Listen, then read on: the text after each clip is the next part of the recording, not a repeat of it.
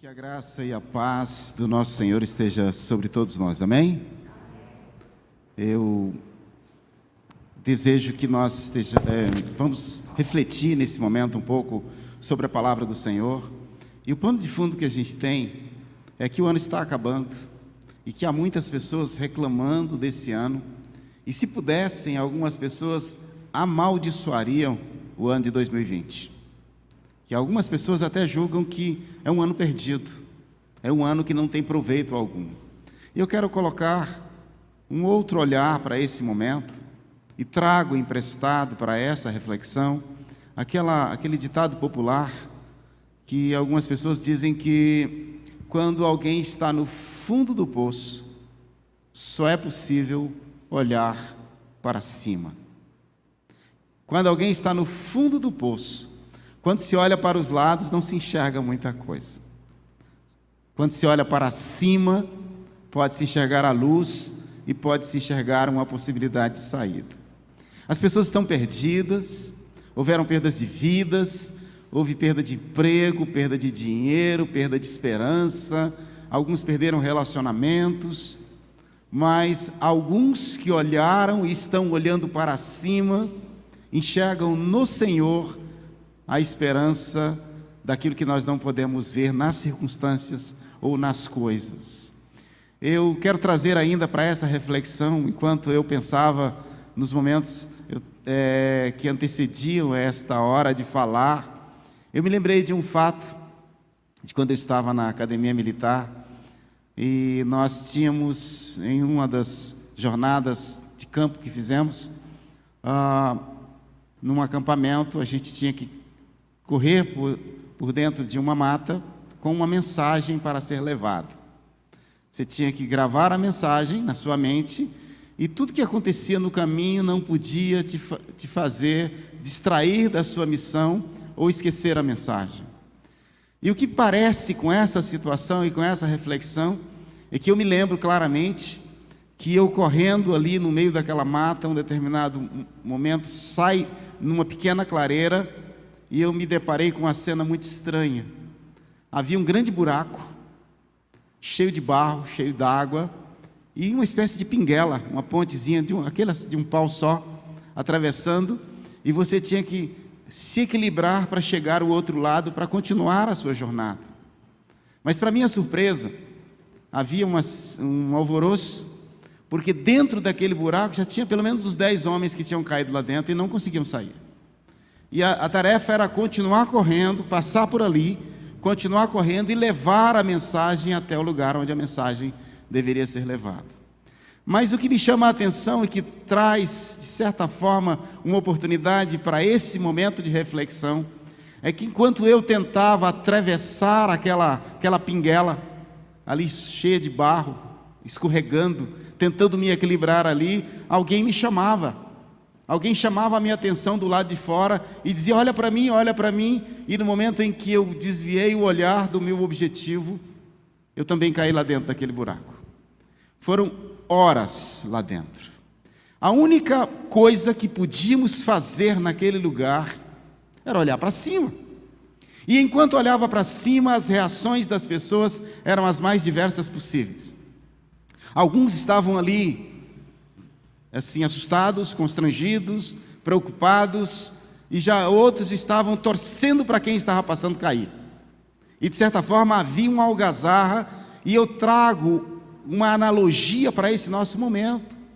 Quantas pessoas têm uma mensagem para ser levada, têm uma missão para ser cumprida, e se depara com uma situação onde outros já caíram em um buraco, e alguns desviam a atenção e desviam o olhar, dizendo, olha para mim, olha para cá, e quando esse alguém tira os seus olhos do seu objetivo, ele cai também. E quando nós pensamos na nossa vida pessoal, quando nós pensamos na nossa vida de igreja, quando nós pensamos na sociedade como um todo, e nós olhamos para esta analogia ou essa metáfora, nós pensamos que só olhando para cima, porque o mundo está no fundo do poço, porque há muitas pessoas no fundo do poço, e olhando para cima, nós enxergamos o nosso Senhor, e nós temos um grande legado. nós temos um grande resultado. Alguém podia dizer, o que é que eu trago, o que é que eu levo desse ano de 2020? Eu poderia dizer que pode ser o fortalecimento da nossa fé. Porque há basicamente duas formas principais para nós fortalecermos a nossa fé. Uma delas, certamente, é a leitura da palavra. Porque a palavra diz, ela própria diz que a fé vem pelo ouvir e ouvir a palavra de Deus. Ouvir a palavra do Senhor, meditar nela, fortalece a nossa fé. E outra forma são as provações. Quando nós somos provados, quando nós vencemos as tentações, quando nós passamos pelos obstáculos, certamente a nossa fé é fortalecida. E eu quero trazer 3 exemplos de fé, de homens que em momentos difíceis das suas vidas, conseguiram manter os seus olhos no Senhor e não ouviram a voz de alguém que chamava, olha para mim, olha para mim.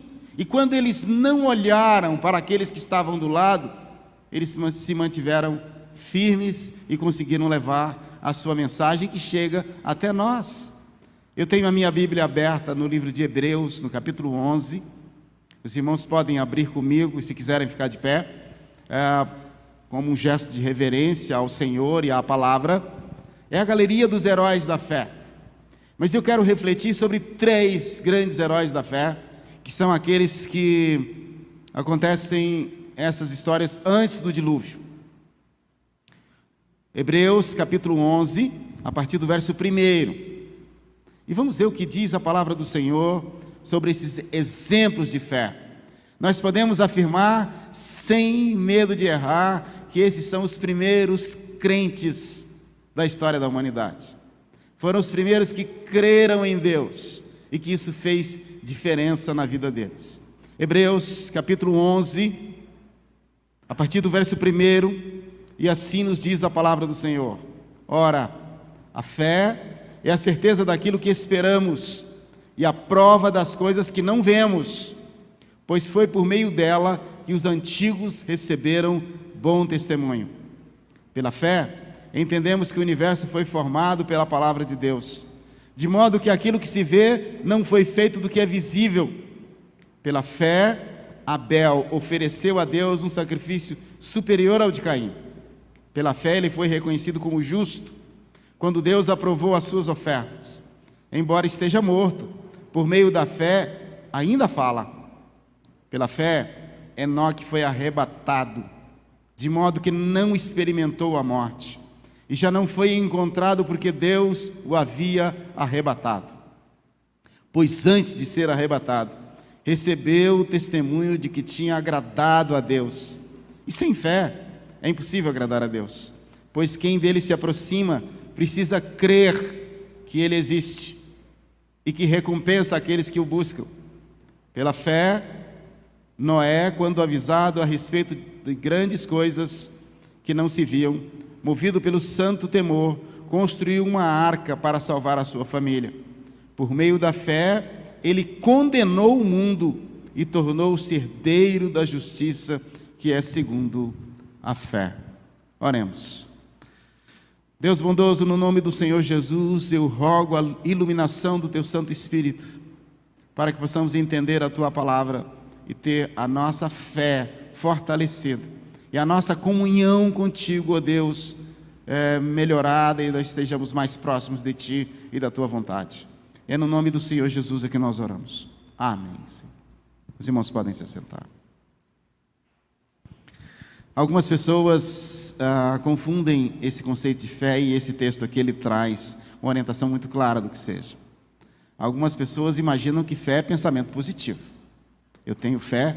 Eu me lembro de um ditado popular muito antigo, que alguém dizia, com fé em Deus eu faço isso ou aquilo. Era apenas um propósito. Alguém até dizia assim, com fé em Deus eu compro uma arma e mato fulano. Era só uma força de expressão. Não era fé realmente dirigida àquele que é o autor e consumador da própria fé. Nós só teremos fé se Deus assim nos permitir, porque Ele nos dá a capacidade de crer.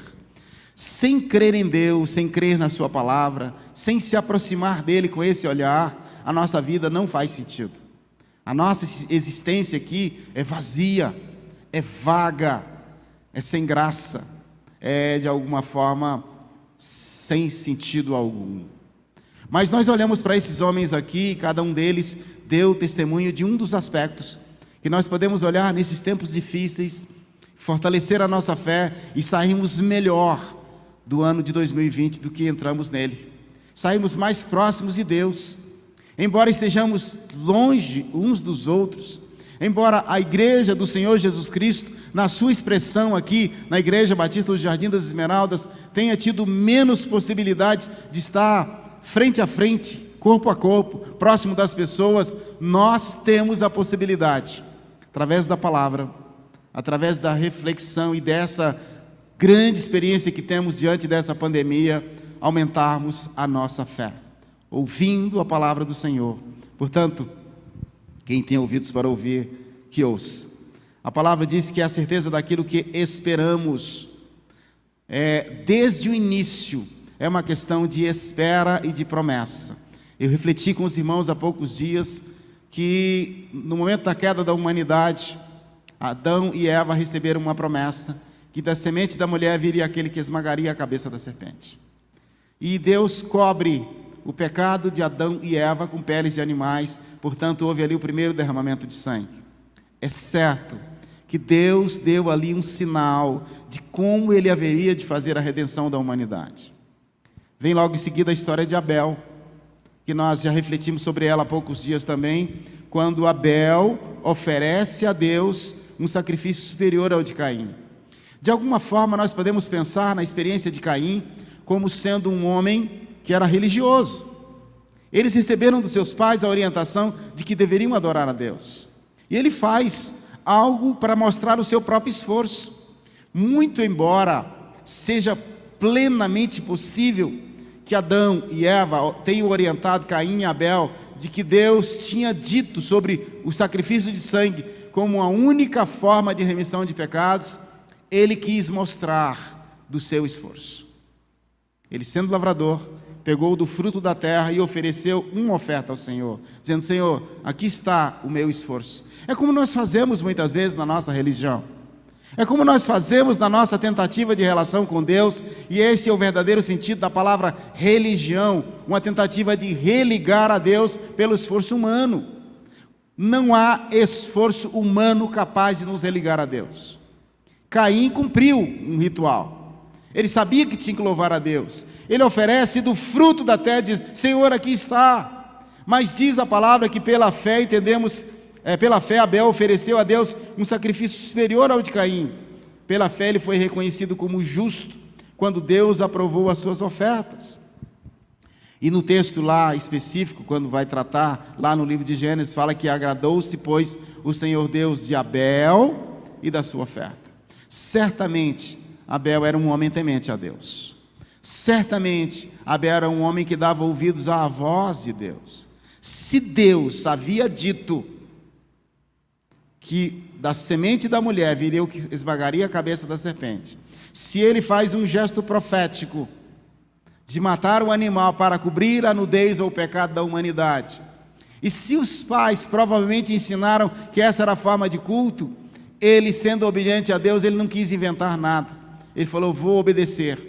A conduta dele, o dia a dia dele, a forma de viver dele, conduziam claramente para aquilo que Deus tinha feito.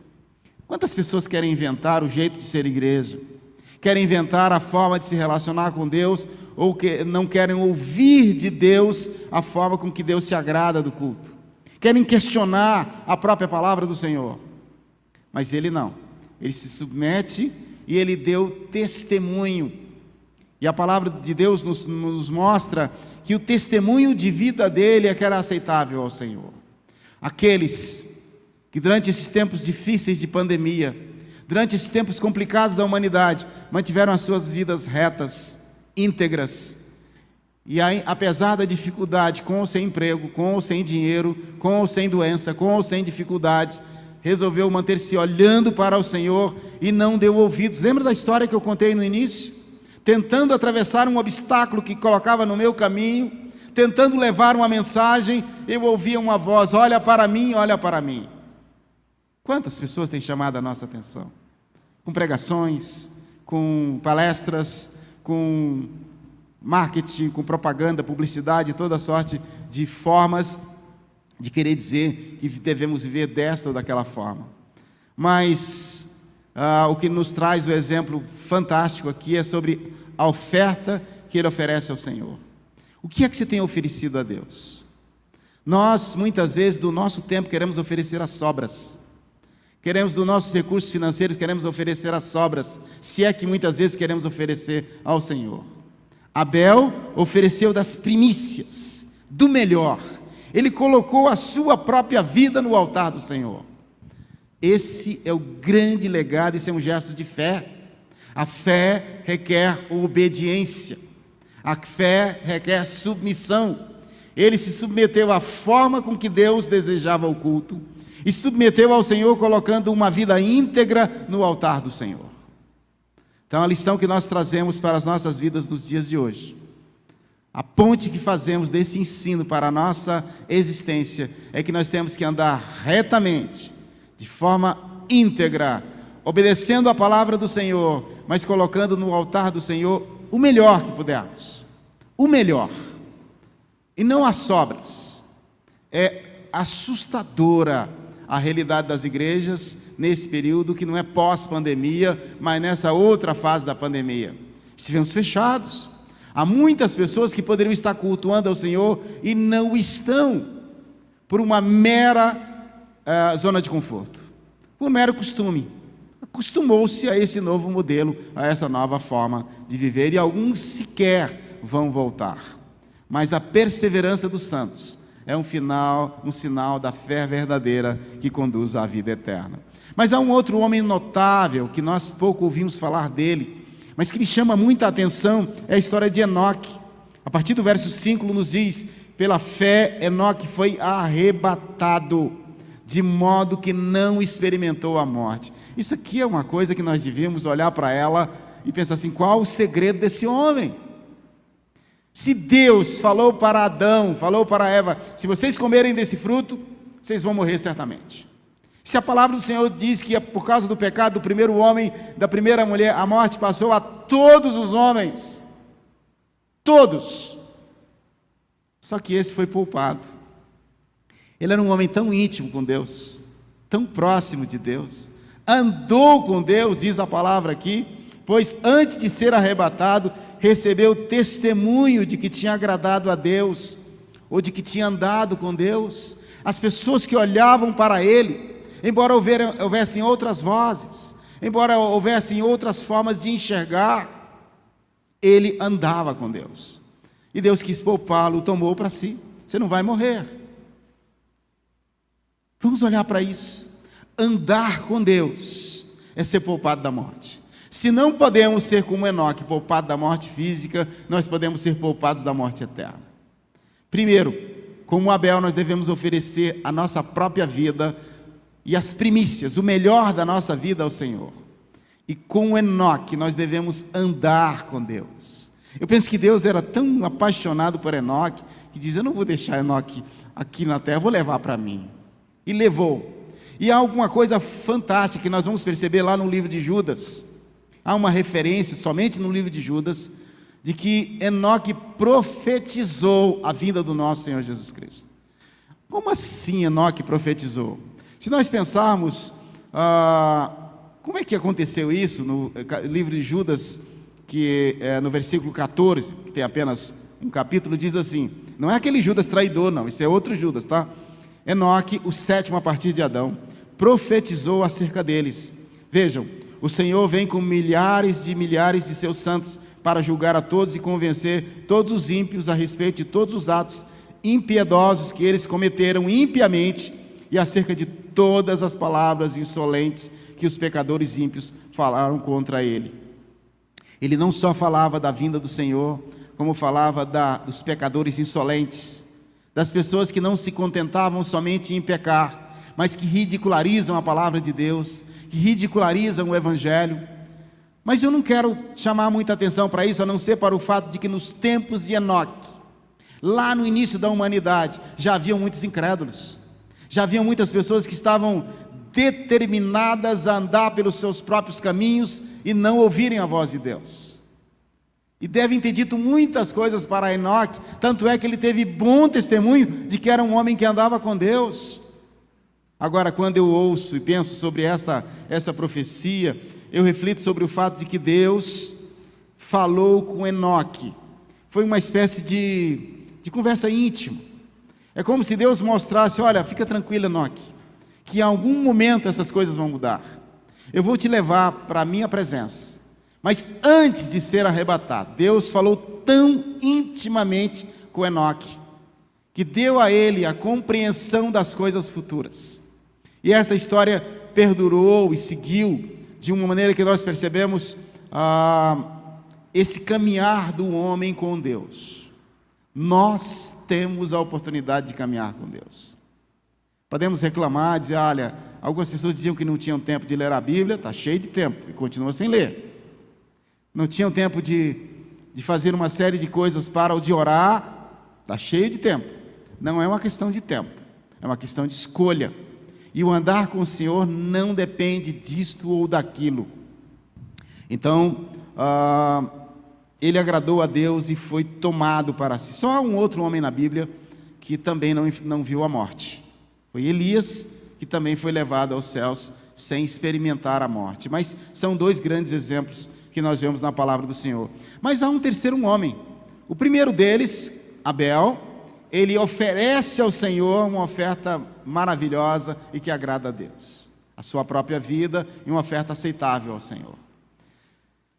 Enoque é um homem que anda com Deus. Um homem que anda com Deus e agrada tanto ao Senhor que o Senhor o toma para si. E o terceiro deles é Noé. Pela fé, Noé, quando avisado a respeito de coisas que ainda não se viam, movido pelo temor, construiu uma arca para salvar a sua família. Por meio da fé, ele condenou o mundo e tornou-se herdeiro da justiça, que é segundo a fé. Se nós pensarmos bem, a história da arca de Noé parece uma história de criança. A gente se lembra dela e se a gente, com um pouco de cuidado, pensar, vai dizer assim: será que é assim mesmo? Será que isso não é uma força de linguagem? Será que não é uma metáfora? Será que não é uma alegoria? Mas eu me sinto seguro a crer que realmente é uma história tal como está narrada, porque o próprio Senhor Jesus Cristo faz referência a ela. Se o Senhor Jesus olha para Noé e diz: como foi nos dias de Noé, assim será na vinda do Filho do Homem. Jesus não usaria isso como argumento se fosse apenas uma história inventada. Ele testificou a existência desses fatos. Mas o mais interessante que eu trago para a nossa reflexão de hoje é o fato de que Deus pediu uma coisa muito esquisita para Noé. E Deus às vezes requer de nós coisas tão simples. Cada vez mais as pessoas têm vergonha de andar com a Bíblia, têm vergonha, alguns querem postar nas redes sociais, aí todo mundo fala em nome de Deus, põe versículo, fala, você nem sabe mais quem é quem nessa história. Mas há certas coisas de se identificar enquanto conduta de andar com o Senhor, ou de fazer determinadas coisas que Deus requer de nós, as pessoas se sentem constrangidas. Já imaginaram um homem que Deus chama e fala assim: Noé, constrói o barco. Como assim? Nunca existiu isso. Deus dá as dimensões num lugar que não tinha rio, não tinha mar, não tinha chuva, não tinha nada ali. Ele diz: eu vou dar um dilúvio. Você imagina, dia após dia, quantas vezes ele foi ridicularizado? Quantas vezes as pessoas devem ter olhado para ele e dizer: esse cara é um louco. E ele se manteve firme no propósito. Às vezes nós desistimos de certas coisas que estamos fazendo para o Senhor, porque mesmo dentro da igreja somos criticados. Porque mesmo no contexto ou no reino do Senhor, algumas pessoas não compreendem. E nós queremos aceitação. Nós queremos não só aceitação, como queremos de alguma forma a admiração das pessoas. Em algum momento as pessoas podem olhar para nós e ver algum caminho, não um caminho errado, mas um caminho estranho que Deus tenha nos pedido. E assim foi com Noé. Passou 120 anos, porque as pessoas viviam muito mais tempo, construindo uma coisa esquisita. Eu imagino as pessoas passando por ali, chamando: olha, vem ver o louco, vem ver o maluco aqui construindo esse negócio. E passavam para lá e para cá. E eu me lembro que algumas pessoas comentavam, eu me lembrei há poucos dias, que quando era adolescente, uma pessoa que nunca frequentou a igreja, chegou para mim e afirmou que Noé não pregou nesse tempo. Porque ele falou, não está aqui, ele olhou no Gênesis e disse, está aqui, só que ele construiu, mas que não pregou. Mas nós temos outros textos e outras evidências de que ele anunciou a palavra, de que ele falou do juízo de Deus, de que ele alertou as pessoas para esse problema. Agora, vamos pensar num pregador fracassado, né? Passa 120 anos pregando para ninguém se convencer da pregação dele.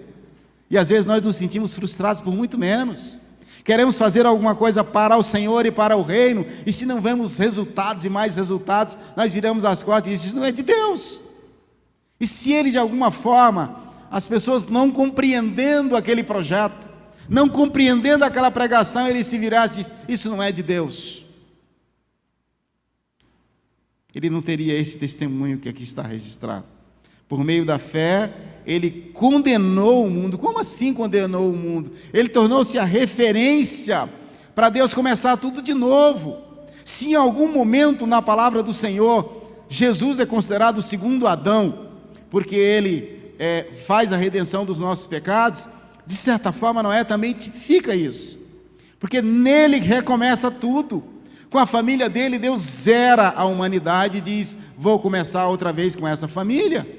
E a própria arca vai simbolizar a redenção, vai simbolizar a igreja, vai simbolizar que quem não estiver sendo levado através desse movimento que Deus revelou, que Deus está fazendo, não é o movimento do homem na direção de Deus, é o movimento de Deus revelar-se ao homem. Lembra do que eu falei da religião no início? Que a fé muitas vezes pode ser confundida com pensamento positivo. Eu tenho ouvido cada vez mais pessoas, até dentro da igreja, nas redes sociais, dizendo, olha, fale isso porque o universo escuta, o universo conspira, o universo está a favor. Pelo amor de Deus, não falem essas bobagens. Isso é heresia grossa. Isso é pensar que existem forças cósmicas, especiais, esotéricas, que vão ouvir, vão conspirar a seu favor. Só há um Deus, Criador dos céus e da terra, que governa, sustenta o universo, e que rege as nossas vidas, a quem nós devemos dar ouvidos, cuja palavra nós temos que meditar, refletir e caminhar nela, como esses homens. Nós vamos perceber ainda aqui nesse capítulo 11 de Hebreus, que é riquíssimo, nos versículos do 1 ao 7, antes do dilúvio, nós estamos vendo aqui Abel, Enoque e Noé. Depois do 8 até o 22, vamos ter ali os patriarcas, vamos ter Abraão, nós vamos ter Isaac, Jacó, até José. E depois, do 23 ao 29, vai falar sobre Moisés, homens cujas condutas foram condutas de fé. Não é uma fé simplesmente de achar que eu tenho uma força, pela minha fé eu faço isso, com a minha fé eu faço aquilo. A minha fé não faz nada, quem faz é o Senhor. Ele é o autor da fé, Ele me dá a fé, Ele sustenta a fé, Ele responde à mesma fé que Ele coloca em nós. E a partir do verso 30, nós temos o período dos juízes e dos reis. Nós podemos ler algumas vezes essa galeria dos heróis da fé, nos inspirarmos nela, e olharmos para a nossa própria fé, porque a fé vem pelo ouvir, e ouvir a palavra de Deus. Eu não sei como está a sua fé, se sua fé está enfraquecida. Às vezes a gente chega até a dizer assim, olha, diante de tanta coisa eu sinto a minha fé vacilante, como Asaf falou em um determinado momento, lá no Salmo, por ver prosperarem os ímpios, meus pés quase se resvalaram. Nós vemos tanta gente aparentemente bem, aparentemente feliz, desfilando a sua felicidade, e às vezes passamos por algumas lutas e pensamos, Senhor, por que eu? Por que com a minha família? Por que comigo? Por que com a minha saúde? Por que com isso? Por que com aquilo?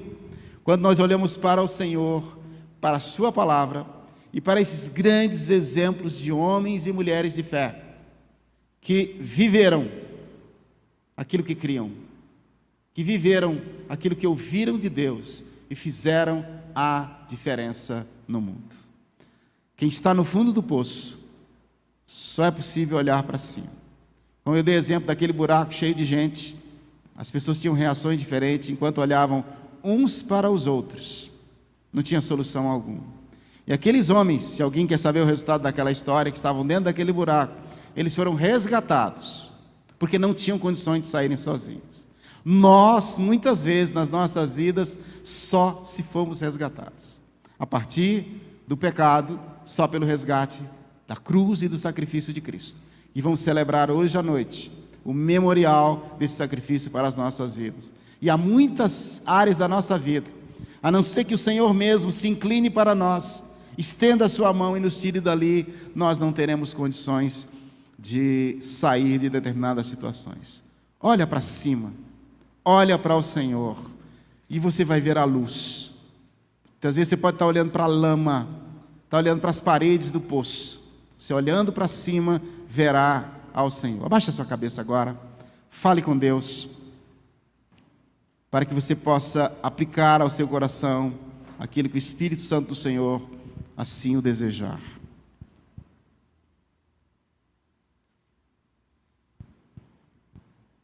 Deus bondoso, no nome do Senhor Jesus, nós te louvamos pela tua palavra. Nós te louvamos porque o Senhor mesmo é que nos dá a fé, que o Senhor mesmo fortalece a nossa fé, e que a tua palavra faz sentido em nós pela iluminação do teu Santo Espírito.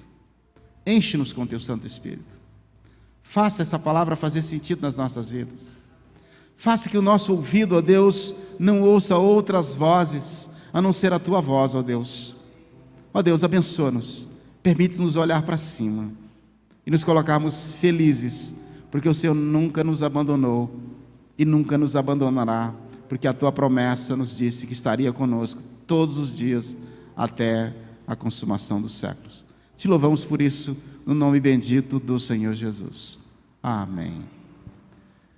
Que o amor de Deus, nosso Pai, a graça do nosso Senhor Jesus Cristo, a comunhão e as consolações do divino e eterno Espírito Santo estejam com os irmãos aqui presentes, os irmãos em casa, a Igreja Batista do Jardim das Esmeraldas e com todo o povo de Deus espalhado pela face da terra.